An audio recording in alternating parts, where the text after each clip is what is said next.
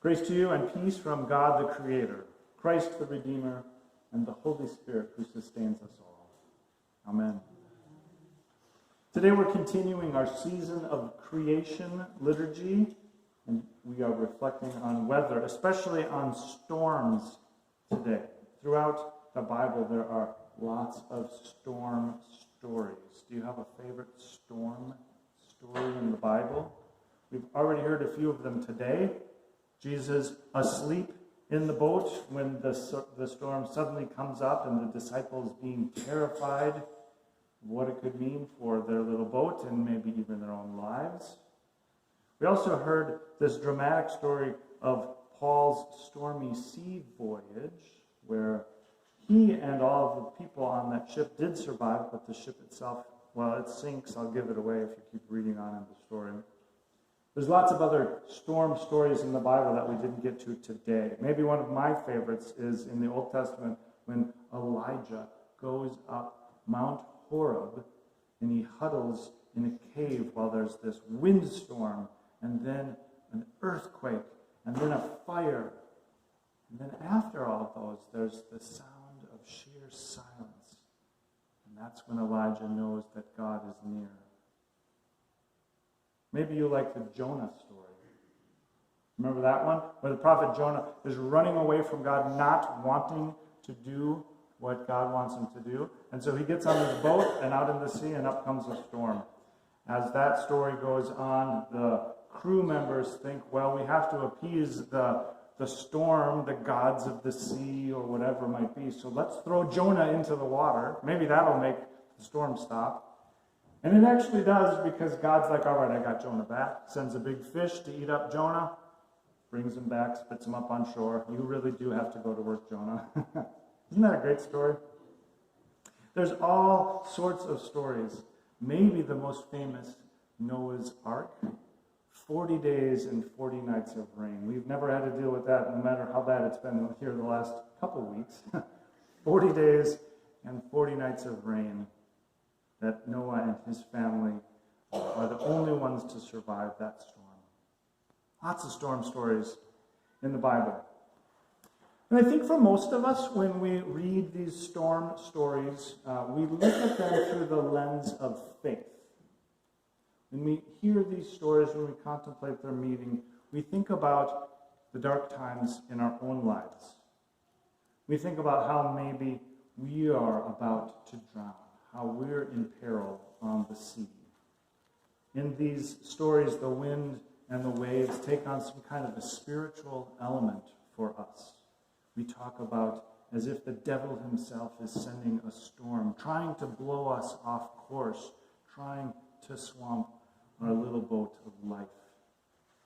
And then if we have this spiritual framework in place as we're reading these stories, we see that repeatedly God has power over all the frightening evils of the world. God speaks a word and the storms are rebuked. God waves his hand and stretches a rainbow in the sky, and floods never come again.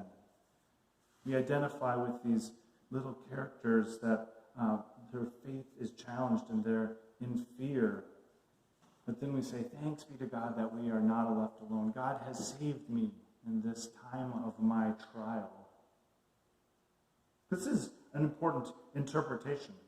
This is one of the ways that most of us interpret these stories of storms, about God's intervention into our lives. And in fact, the hymns that we're going to be singing later today use this very imagery as we think about God, our shelter from the stormy blast, our rock and our refuge.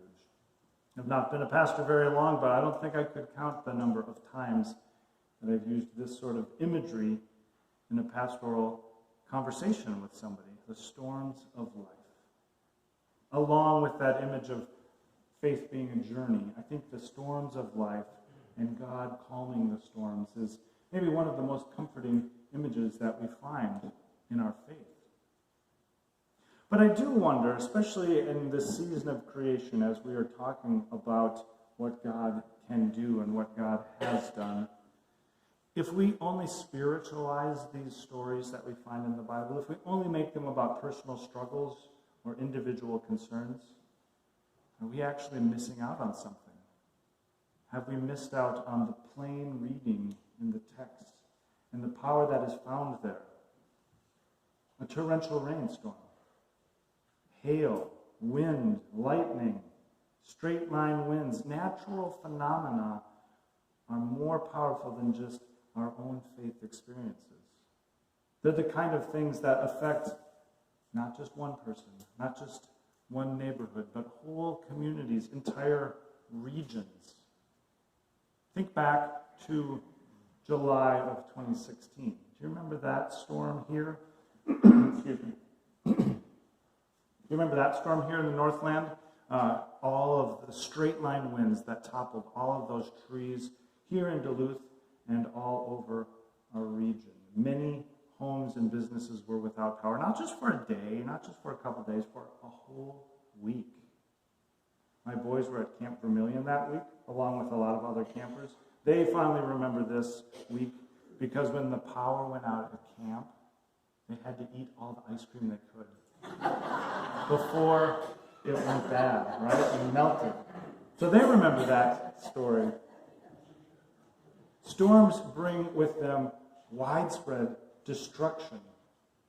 And when we are in the midst of a storm, or we wake up from an overnight, whatever it might be, and you see this broken world, it reminds you how small you are. It reminds you of how little control you really have in this world.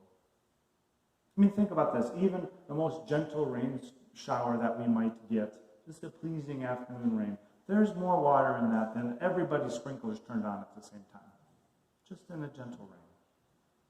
One lightning bolt that lights up the sky is full of so much more energy than what flows through the lines in our homes and neighborhoods. And you know when those deep, dark storms roll in, even your house lights seem inadequate, seem worthless. They can't bring enough light into a dark storm. When we're in the midst of a real storm, a weather event, you can't help but feel small. I remember this time when I was in college and I was working at Bible camp that summer. I saw this immense power and beauty of a storm. We were looking north across the lake as we were finishing campfire, and there on the horizon we saw this dark band of clouds. And underneath it were all these lightning strikes that were going on as this storm was moving toward us. You could smell it in the air, those summer storms, thunderstorms that roll through. And we could barely hear it because it was so far off, but you saw all this lightning coming down underneath the clouds. And then, above that band of black clouds, stretching high into the starry sky, the northern lights. It was one of the most amazing things I have ever seen in my life. This immense power and glory, cosmic painting, power of a storm. It took my breath away. God's creation is far more vast and powerful than anything that you or I could ever think about, or ever be, or ever do. Much like those disciples in the boat with Jesus, I was afraid and amazed. Afraid because, if you're at a camp and there's a lightning storm coming, especially with a lot of kids, you have to take some safety precautions. That's an important thing to do. But also just amazed at the power of God, at the wonder and beauty of creation. Our Bible stories talk about storms, the raw power of weather. And each time, each of these stories, it ends by not saying, well, but God loves you, so you're going to be okay. No, all of these Bible stories instead point us away from ourselves and point us instead toward God, who is all-powerful. When these storms come, praise God. When you don't know what to do because the world is shaking, praise God. That is who has the power.